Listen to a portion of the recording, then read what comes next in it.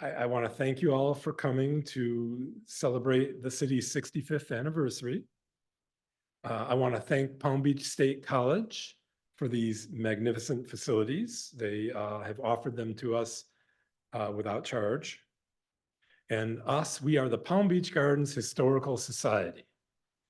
There are actually several of our board members here in attendance.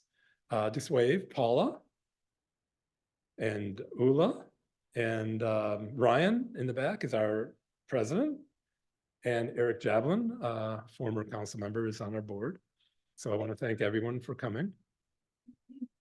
You can learn more about the Gardens Historical Society on our website at pbghistory.org.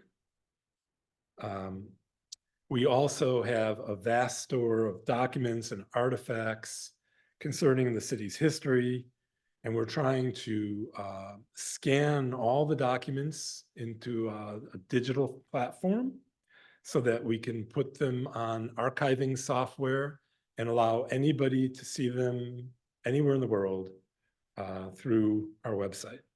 So we welcome volunteers, let that be known. My name is Joel Engelhardt, and I'm on the board, but I'm also, I was a reporter at the Palm Beach Post for many years. And when I was there, I covered the MacArthur Foundation for many years. And I actually wrote a lengthy profile of John D. MacArthur that ran in 2005. And I joined the Historical Society a few years ago in hopes of keeping all that good history and fascinating stories alive. I continue to publish on my own on a website I call ongardens.org. I also have a partnership with some former Post colleagues, and we have a website and a weekly newsletter called STET, or STET News, which you can find at stetnews.org. I'm sorry to tell you that one of our panelists today, Linda Monroe, has come down with a cold, a bad cough, and she apologizes, but she thought it would be safer for everyone if she did not attend. I'd also like to introduce our panelists and our subject, which is how the MacArthur Foundation shaped Palm Beach Gardens and how they almost built a city in the Loxahatchee Slough. We also have two more panel discussions to come. The next one is February 22nd. It'll be at a different building here at the college. And then one on March 28th that will be back in this building. Today we have Karen Marcus, who served on the county commission for nearly 30 years. And she went head to head with the MacArthur Foundation many times after her election to the county commission in 1984. She is currently serving the last 2 months of a term on the North Palm Beach Village Council, but she has promised to step down after the elections in March. And over here we have Mike Martino, who served many years as mayor of Palm Beach Gardens. He was first elected to the city council in 1972. When he started, John MacArthur was still alive and probably getting involved in city business more than the city council would have liked. And Mike served until 1993, well after the foundation took over and started to put its stamp on the city. Mike is, for a while, he continued to keep eyes on things with a column that ran in PBG Watch, but it's he's retired from his columnist writing days, I believe. You'll hear from them shortly, but I wanted to introduce you to our topic first. And I want to remind you that at the end, we'd like to take questions and hopefully have a lively dialogue. So before his death in 1978, at the age of 81, John MacArthur had built one of the great real estate and financial empires of his time. He was considered the second richest man in America. He at one time owned most of Lake Park and much of North Palm Beach. And in 1959, he went to the state legislature to create Palm Beach Gardens. He even, a little later, he removed the lone inhabitant, which was a squatter, and gave him a home in Lake Park. Worried that the holdings he had built up over his lifetime would be endlessly taxed, he created a foundation. The foundation would take over his vast array of real estate, including an estimated 100,000 acres in Florida and prime Manhattan properties, plus his business, Bankers Life and Casualty Insurance, for which he was the sole owner. The foundation would take over, I'm sorry, he also put his son, Roderick, who he didn't get along too well with, but he put Roderick on the board, but the real power lay in the men who ran Bankers Life and became the major trustees on that board, that foundation board. They took over the board with one instruction from John MacArthur, which was, I'll do what I know best and make it. You fellows will have to learn how to spend it. They had no idea what he owned. It took them years to inventory all his properties and get an idea of just how extensive his holdings were. Initially, they focused on New York real estate, and they sold a big chunk of it in one fell swoop for $875 million. That set the tone for the foundation's 20 years of ruling the roost here in Palm Beach County. They would accept nothing less than top dollar for their land. And the more the foundation could make selling land, the more it could give away to causes all across the world. They began to account for these assets, and they were almost immediately among the top 10 largest foundations in America.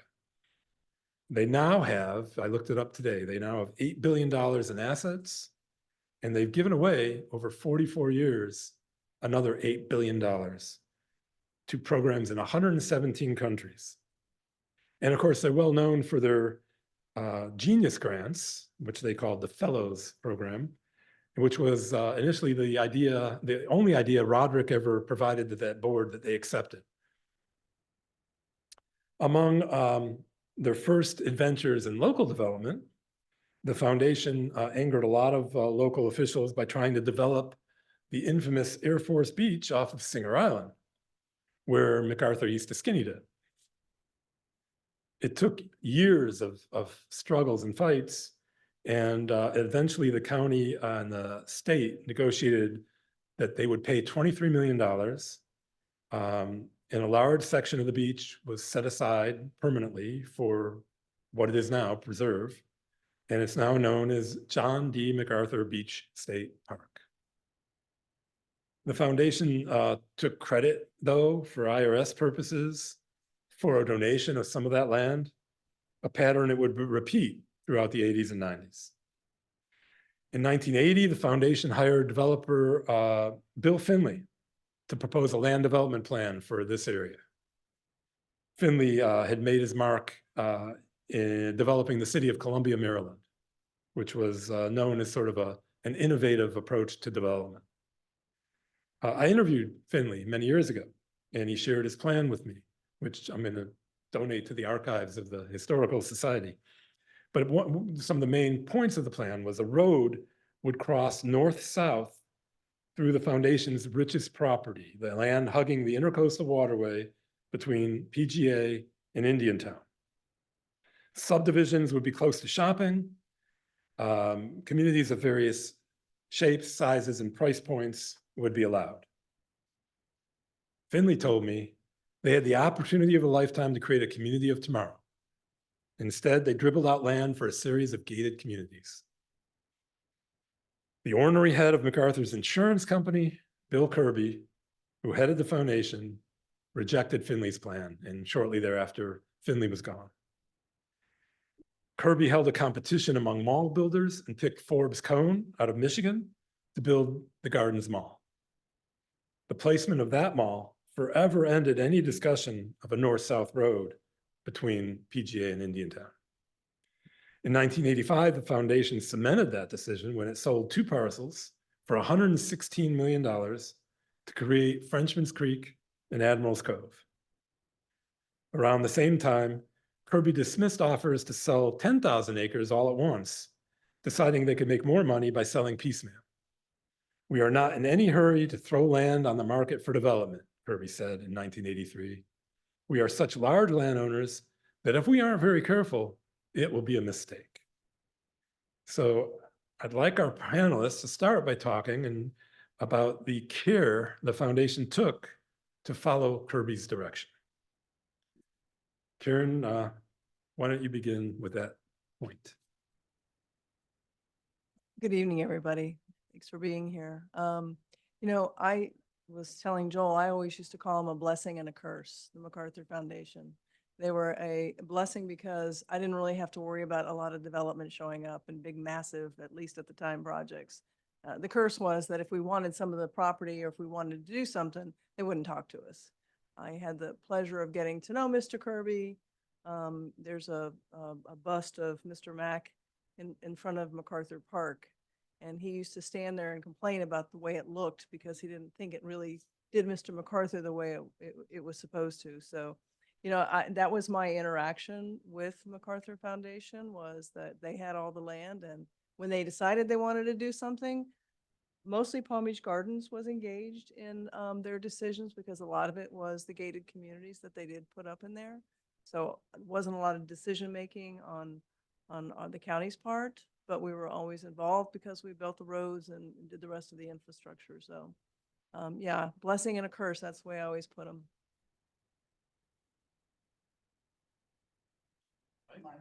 Please. It's nice to be here this evening, and thanks for showing up, folks. I haven't been behind a microphone since about 1993, so forgive me if I stutter or stammer a little bit this evening. But when Joel asked me if I would consider coming here tonight, my first reaction was no. But he was pretty persuasive, and I thought as long as Karen was going to be here and Linda Monroe, I could be quiet and they could talk. But now we're down to the two of us. And first, before I get into the foundation, I wanted to say something about the lady to my right. No, it's not enough. I'm kidding. Okay. This is a lady that I've known for a long time.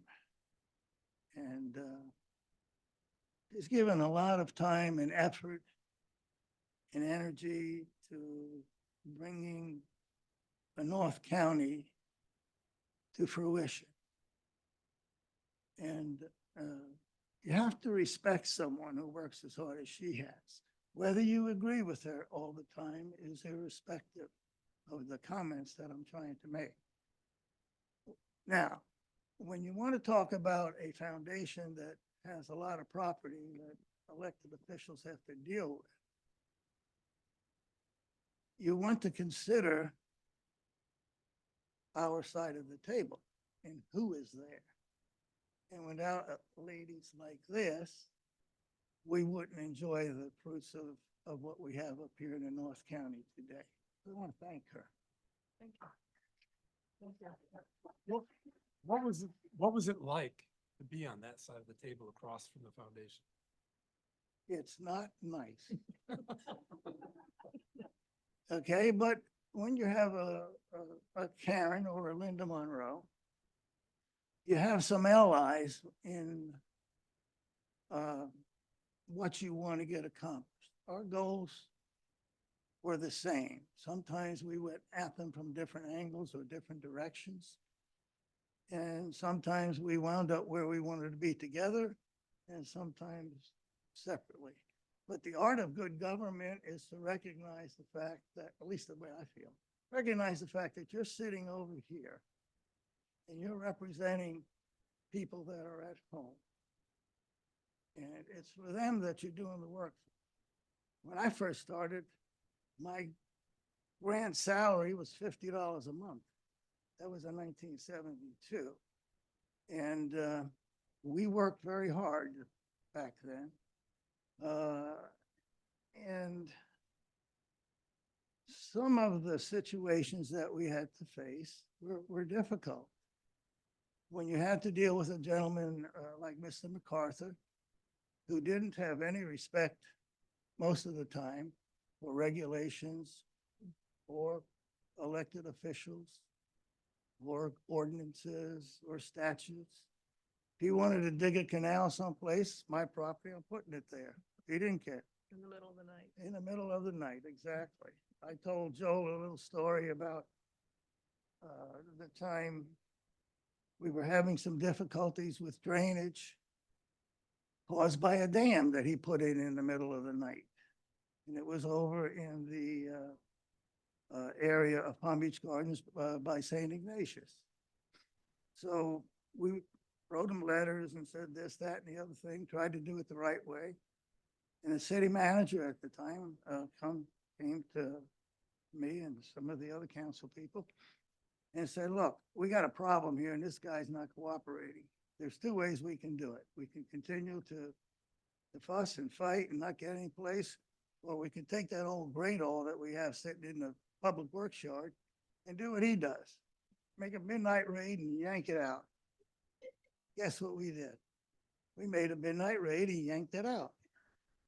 And had no problems with drainage for a couple of years until he decided he was gonna do some golf course work when the PGA National folks were coming into town. And he put the dam back in.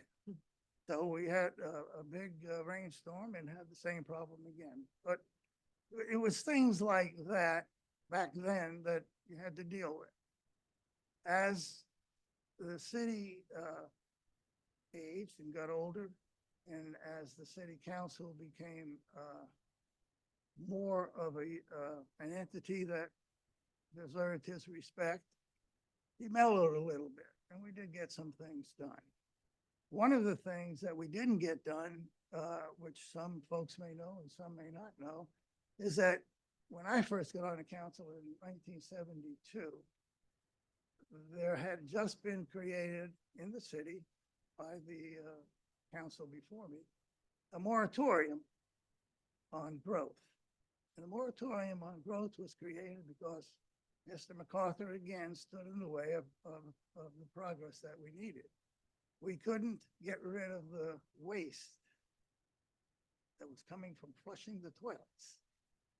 And so without his cooperation, the city decided to put a moratorium out. And like Karen said a little while ago, sometimes when things like that happen, you get a break. And we got a break because we were able to stop development for 5 or 6 years and take a breath and figure out what we wanted the city to look like. I want to throw in for Linda Monroe that she was looking for a house here in Yes. 1976. And she said she couldn't find a house anywhere here. There were only like 6 houses available on the market because of the moratorium. Right. So, you know, there's a lot of history here in the gardens that folks don't know about. And the history that I'm trying to talk to you about is what makes us special up here in the North End. When you get into how the foundation interacted with the city, the story changes a little bit. One of the things that we determined when we were in the moratorium was that we were kind of like a hole in a donut.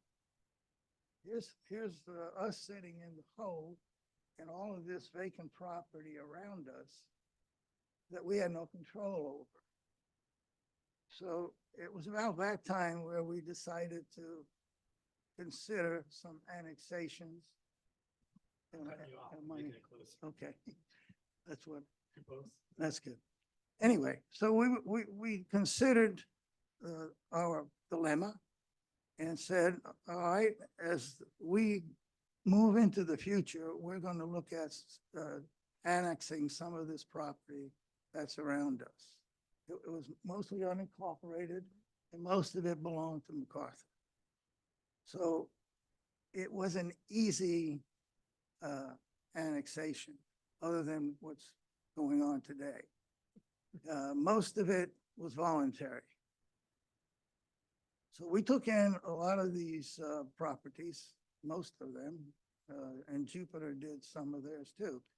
And while we were in this annexation phase, Karen came and acted like a referee because we were having a little battle between Jupiter and Palm Beach Gardens where the boundary should be, right? Yeah, Karen? absolutely. Do you want to jump in there, Karen? and Talk about that a bit? Well, it was, yeah, Jupiter was trying to come further south and Gardens was like, no, this is our area.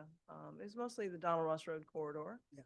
And so I sat all the cities down at the same time and said, okay, we're all going to draw boundaries and we're going to stick to them. So we all know where it is. And most everybody drew them and has stuck to them, except for Gardens gets a little rowdy every once in a while and goes into places that belong to other local governments. But we did that and it worked for a long time. It did. Yeah. And back to his issue about the utilities, MacArthur Foundation owned the utility for the North End. I mean, that was it. Today it's Seacoast because the county commission in 1985 decided that all of us local governments up here should purchase it and make it a government utility and not just privately owned.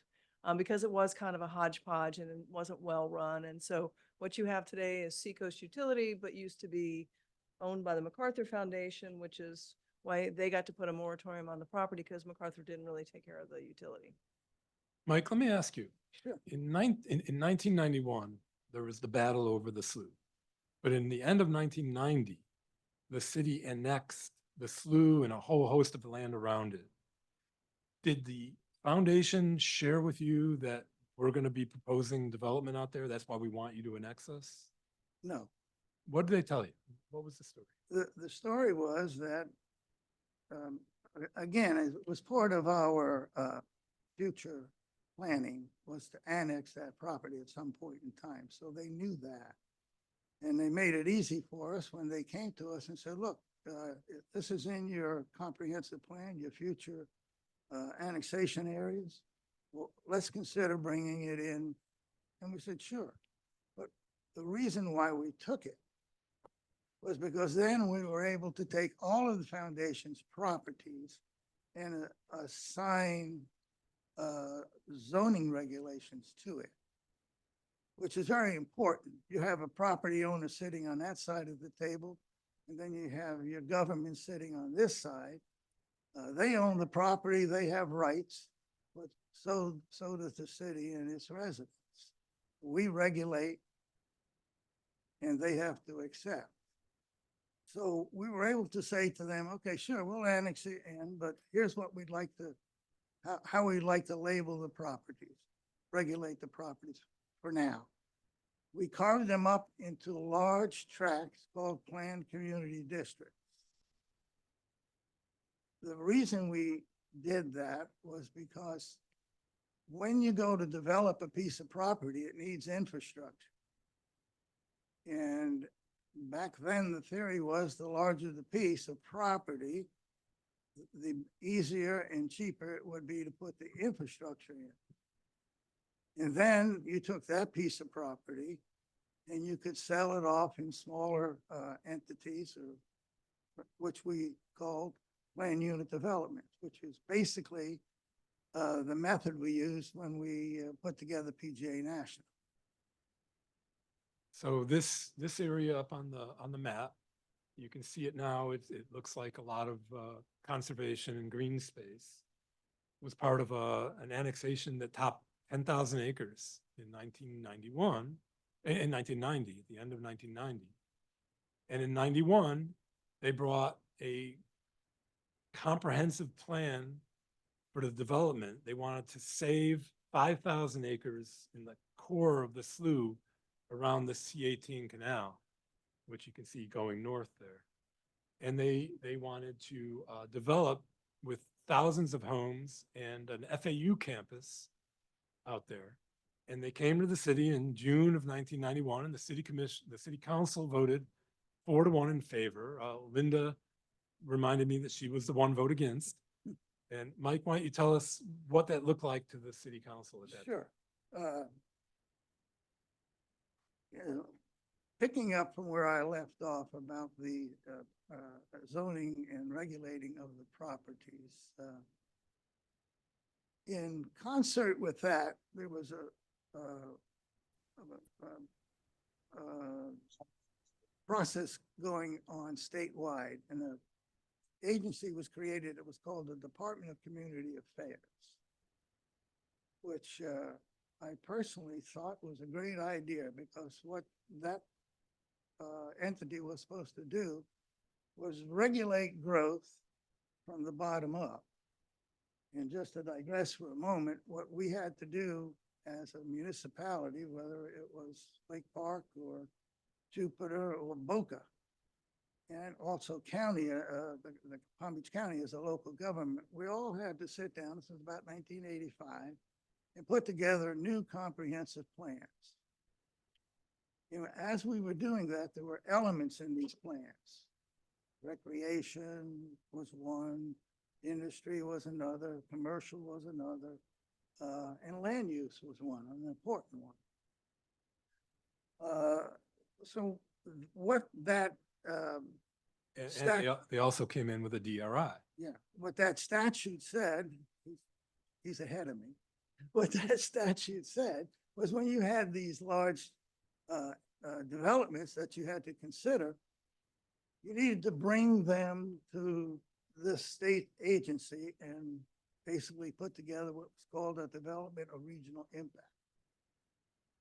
Okay, and they then measured all of the impacts that this development would cause on a local level. There were different ones of these before the SLU situation.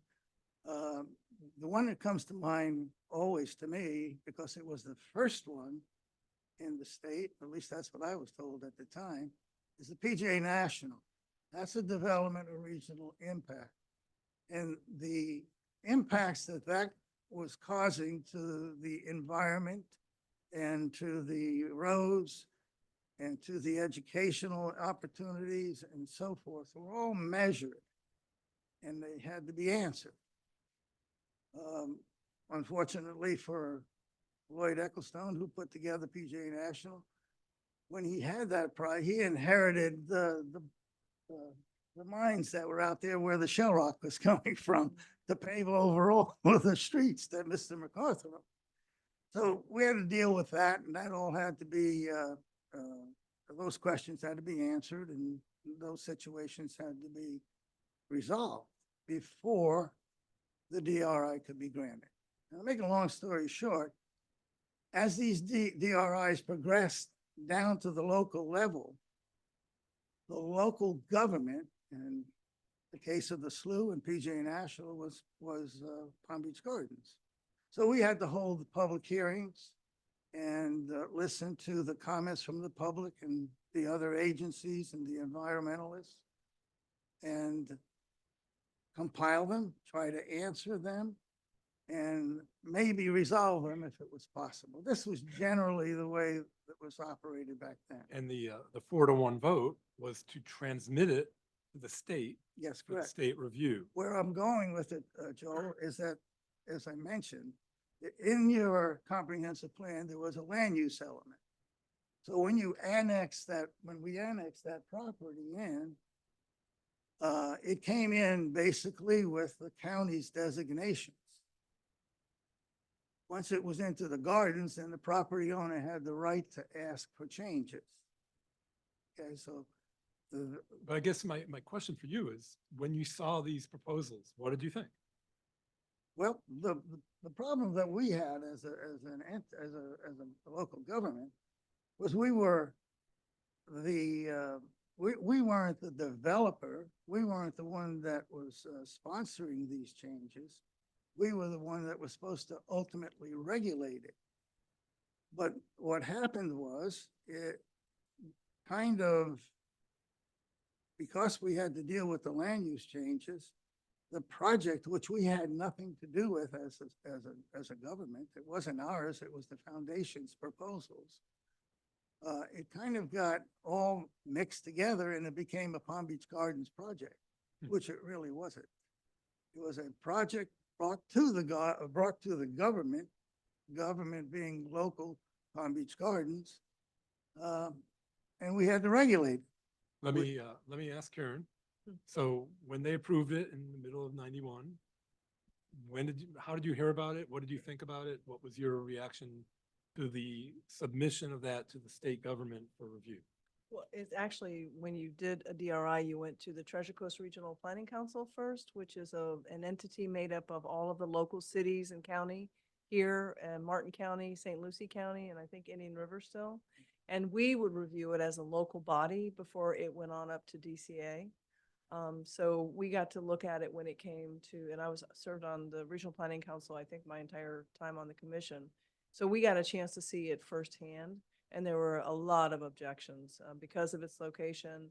You know, what the project involved was FAU, and everybody loves to have a branch of FAU in the college, but everybody sort of was like, that's in the wrong spot. I mean, you can look, it's in the middle of a swamp. And so that got a lot of pushback to the city. The city listened to that, and I think they tried to change it and lower some of the densities and things like that.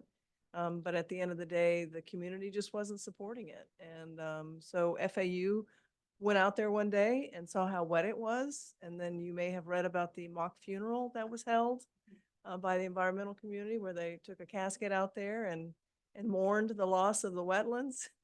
And I think that really got the garden's attention. We got, And the FAU said, no, thank you. We're going to look elsewhere, and moved on. So, and today they are in Abacoa, and that was a donation by the MacArthur Foundation, the land that FAU was on in Abacoa. So it ended up working out that there was a campus, just not in the spot that we had it.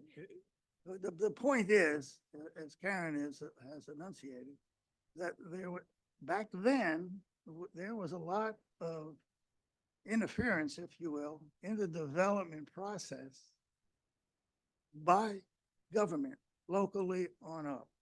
And that was, in at least in my personal opinion, a good thing, because it pointed out the problems with the proposal that the foundation was bringing forward. The other thing that should be discussed, or at least you should know about, the foundation sometimes wasn't always, how should we say, Upfront. transparent Upfront. with us. And they had been discussing this particular development with FAU for a number of months, even I heard as long as a year and a half at the time. And the garden said, no idea. So when it came our turn to look at it, what we had to be at that time was basically I called us a referee. We were listening to all of the situations that the public brought forward, particularly the environmentalists. And because the process worked, as Karen just relayed, we wound up with a better situation. We have the slough preserved, and the county finally, after a lot of machinations and what have you, through the Nature Conservancy, a deal was cut, and we in the public now own the slough, basically. Right? And I just wanted to point out that, so all that action took place in 91, and I'm going to ask Karen to talk about how the county came to buy the slough. But I just want to show you here, this huge amount of land here is Abacoa, which the foundation owned. It was vacant at the time.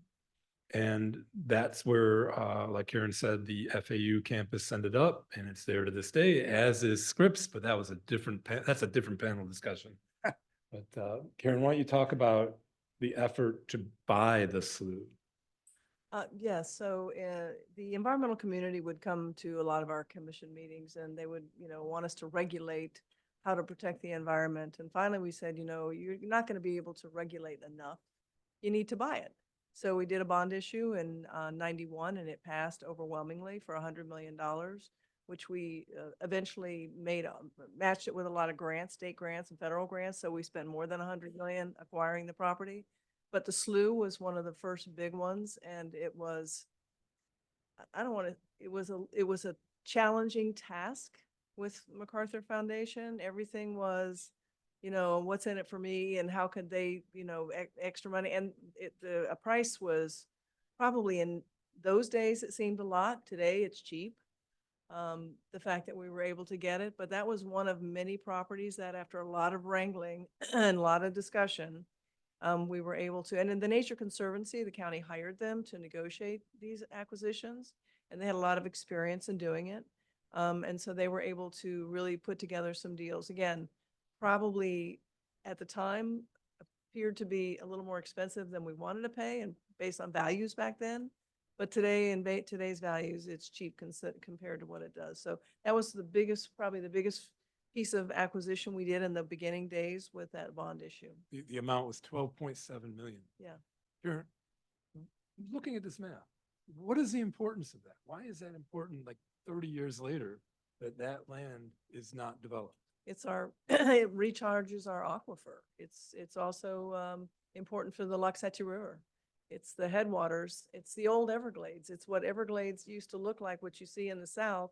This was part of the Everglades. Everglades really went all the way to the coast, but this has left the north part of the Everglades, and it goes up to the Loxahatchee River, and it replenishes the Lox River, and it keeps our groundwater. It gives us drinking water because our water is all in the aquifer right below us. So it's an important piece. We bought a lot of land from MacArthur Foundation as part of that bond issue. And we worked with the Water Management District. They were partners of ours, and they put money in also to acquire some of these pieces because they were important.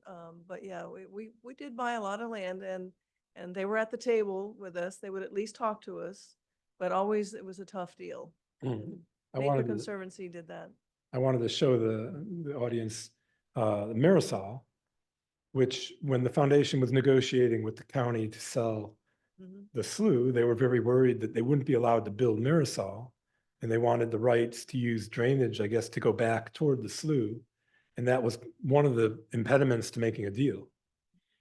But Marisol, as you know, is up and running, and the slough is preserved. Mike, you were pointing out at one point, this part here, there's sort of a line where the slough kind of slams shut because of all this old development of what's Jupiter Farms and Palm Beach Country Estates. Did you want to talk about that at all? Well, just a comment, I guess, Joel. You know, and get Eric Javelin over here. I guess there's no other council person here. Yeah, Joe's here. Well, oh, Joe's here. I didn't see him speak in. Okay, hi, Mr. Russo. Okay, when you got guys like Russo and Martino and Javelin, we're not environmentalists.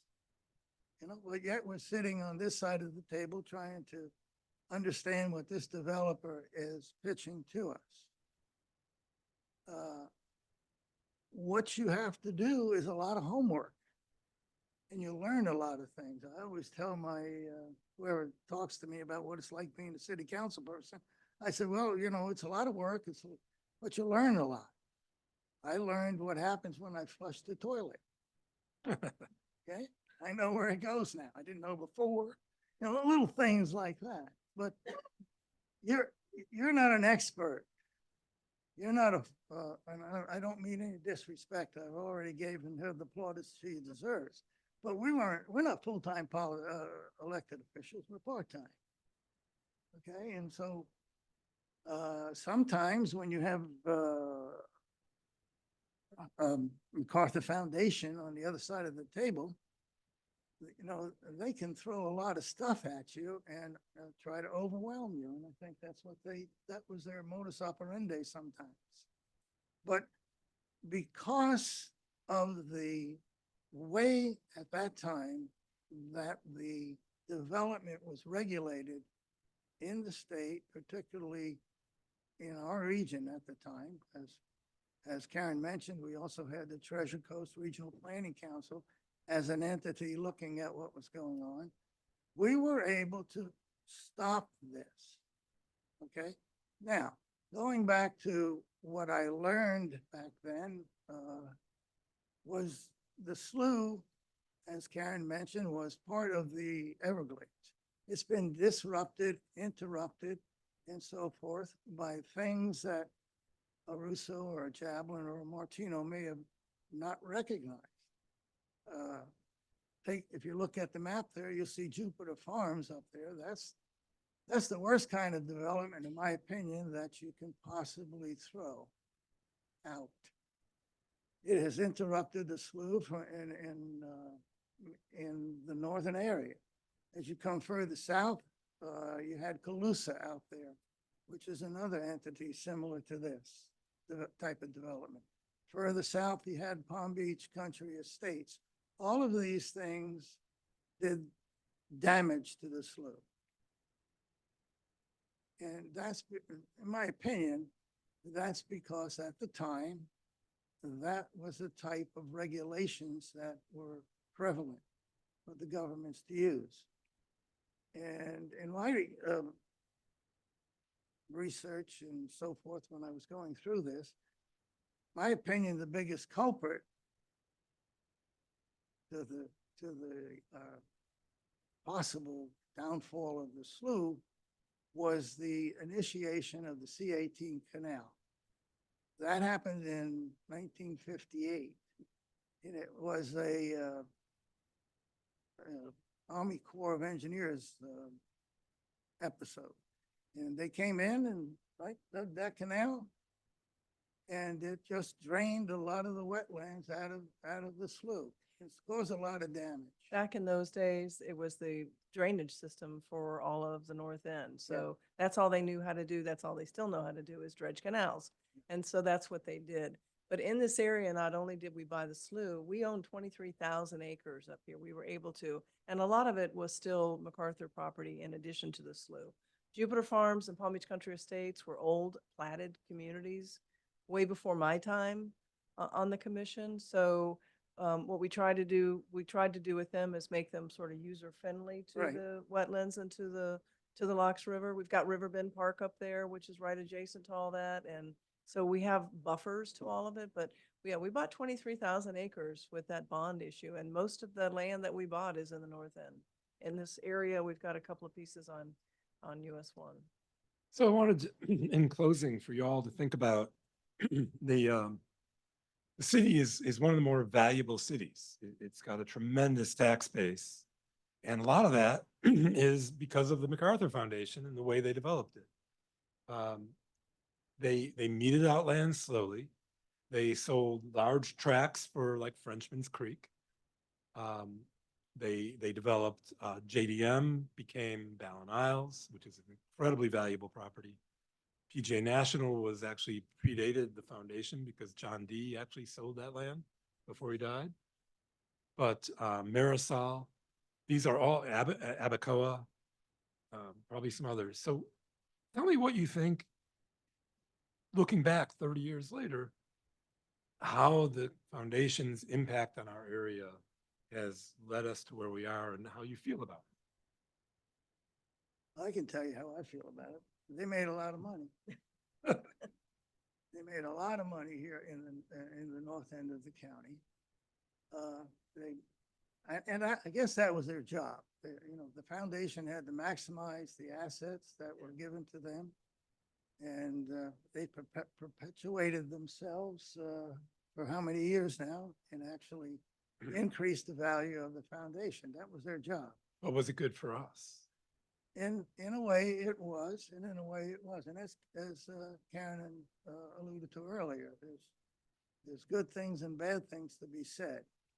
However, I think the main thing that brings the value to the table as far as the living conditions and the quality of life here in the north end, it's not the foundation and the money that they made. It's the fact that the gentleman originally, John D. MacArthur, had the wherewithal and maybe the foresight to put this asset together. And then when he considered Palm Beach Gardens, I think he put a lot of thought into what he wanted the community to look like. He didn't, when he went for his charter, the name of the city was to be Palm Beach City.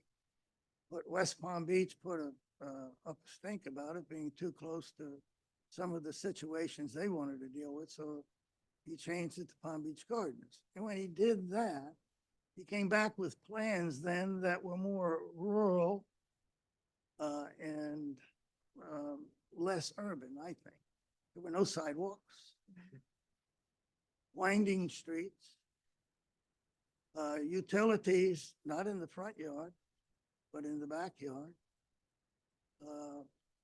Parks and Yeah, schools. recreation. I mean, his idea Think of was, Holly Drive.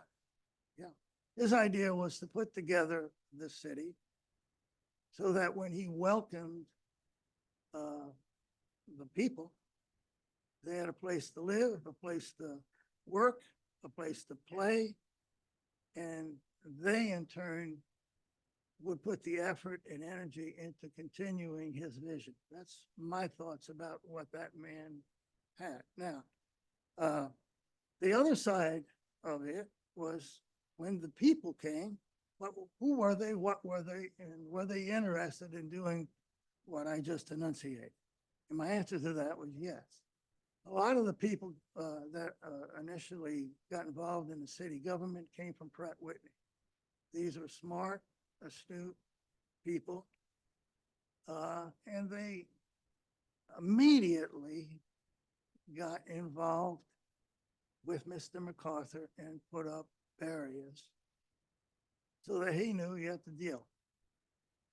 So the other side of the coin, if you're going to have a successful community, you need the people to be involved. You need volunteers. I dealt over the years in Palm Beach Gardens with thousands of volunteers. And each and every one of those people had an interest, just like I did, or Joe did, or Eric did, in making the city a better place. So that's what I look at today. I see that a man started something and he wanted to leave a legacy, and I think he was successful in doing that. And I'm happy to be a resident of Palm Beach Gardens in the North County. I think it was really, when you look back at what's happened in the county and all the other parts of Palm Beach County, I go back to my blessing and curse. It was nice to be able to have it done in pieces, kind of slowly, instead of having individual developers coming in and saying, well, I want this, and competing with each other. And not, even though the county's supposed to have a vision, we do it through planning, they like to change it a lot. So it was kind of, with Mr. Mack, holding on to it like that, again, blessing and curse, we were able to buy all that property because he bought it and we had the money to buy it. And eventually we were able to negotiate all those deals. So that was a good thing. The Abacoa community, it's in Jupiter, it's not in Palm Beach Gardens. But again, that was a 2,000-acre piece of MacArthur property that when he sold it to the developers, I insisted that they annex into Jupiter because I didn't want the county doing it, because everybody on the commission lived somewhere else and didn't have a feel for what the community would be like. So town of Jupiter was the closest local government, but it gave us 2,000 acres to do what we have there today, which is FAU and Scripps and the retail and all the other stuff. So I think we've all benefited from that blessing and curse project the MacArthur Foundation did for us. And Mr. Mack spoke at my graduation. I mean, so that's how far back, it was Gardens High School, and Ed Easy was his best friend. And I can tell you stories that Dr. Easy used to tell me about what the two of them used to do. So yeah, it was interesting. And the MacArthur Park now is a state park, but at the time it was county. But again, tough negotiations and donations. But it's a beautiful park if you go there now, formerly known as Air Force and the Nude Beach. Yes. So that's a perfect stopping point, because it leads right up to our next panel. And Eric with the camera there and Joe is going to be on it. And that is to discuss what happened when the foundation said, we're leaving. And we still have 14,000 acres. And we're just going to sell it all at once. And those guys had to deal with that. But meanwhile, we'd love to have your questions.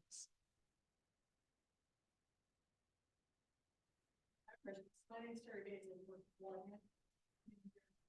And I was a very young permit reviewer at the time. It was great that there was a foundation because there wasn't a flood of development applications like there was everywhere else in the county. So I really appreciate what your leadership vision you had for Northern Palm Beach County. I'm a native from this area. I grew up here. So proud to live here, and it's because of all the work the council members and Karen and the commission and the job that you do to protect really kind of the way of life here.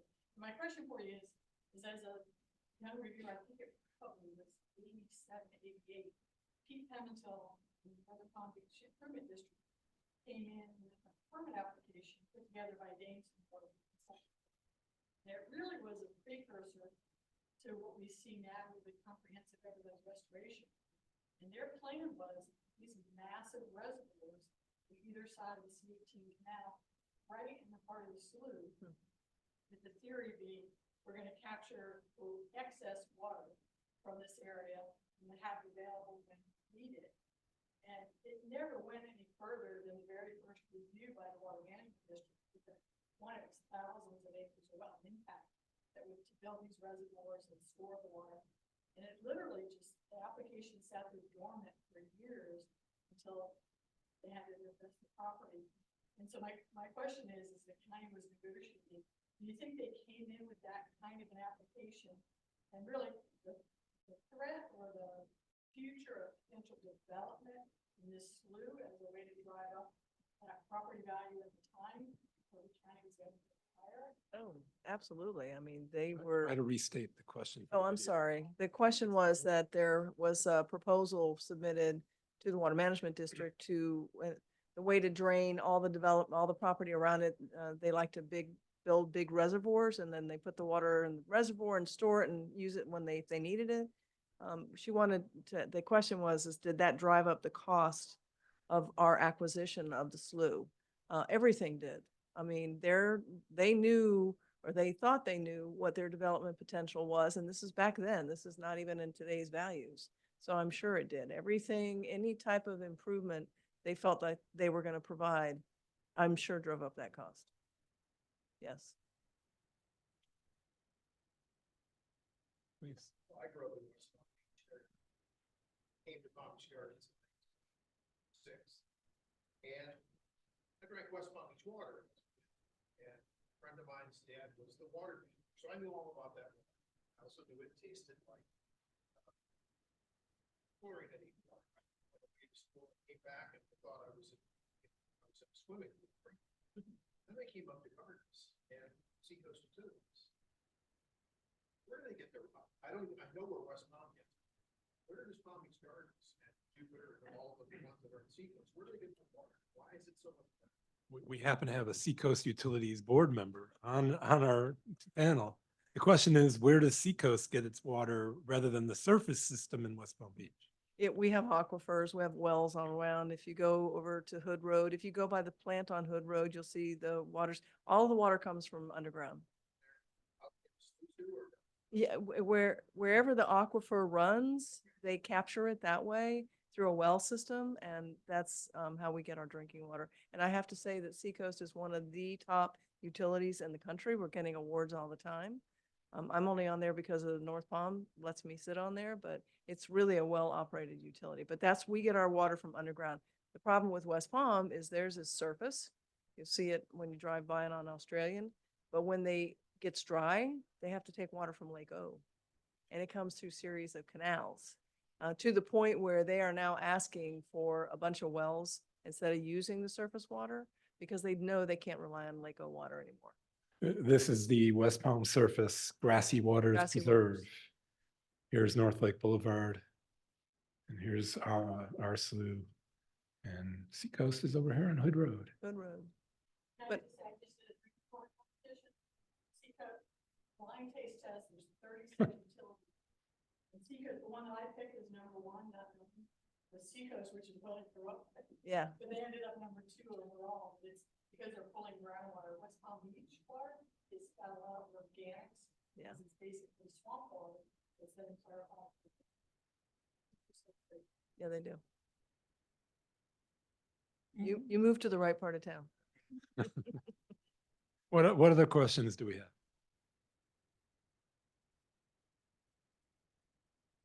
Easy group. Sure. Well, if there's nothing else, unless you all want to say anything else, thank you. I think we're Thank- all very lucky to be up here, and it's nice to be up here with Mike, because even when we didn't see eye to eye, we got along, so it's nice to be here. And thank you very much to our panel. I think they deserve a round of applause. Thank you. Thank you, Joel, And thank you again to the college for hosting us. and the Historical Society. We're going to try to keep doing this, so please come next time.